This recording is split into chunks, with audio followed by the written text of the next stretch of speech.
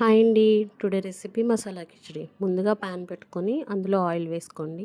Oil వేడైన తర్వాత జీలకర్ర, కరివేపాకు, పచ్చిమిర్చి ఇంకా ఆనియన్ కూడా వేసుకొని ఫ్రై చేసుకోండి.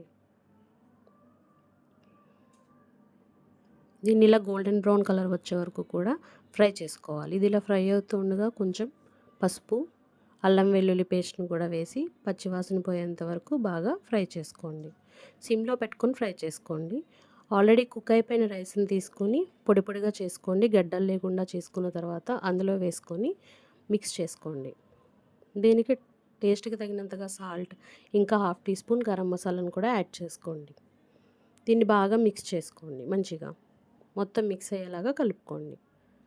దీని తర్వాత ప్లేట్లోకి సర్వ్ చేసుకోండి. అంతే, మనకి ఎంతో నచ్చే మసాలా కిచిడి రెడీ అయిపోయింది. దీన్ని కొత్తిమీరతో గార్నిష్ చేసుకోండి. పెరుగు చట్నీతో తింటే ఇంకా బాగుంటుంది, టేస్టీగా ఉంటుంది. నచ్చితే లైక్ చేయండి, షేర్ చేయండి, సబ్స్క్రైబ్ చేయండి. Thank you.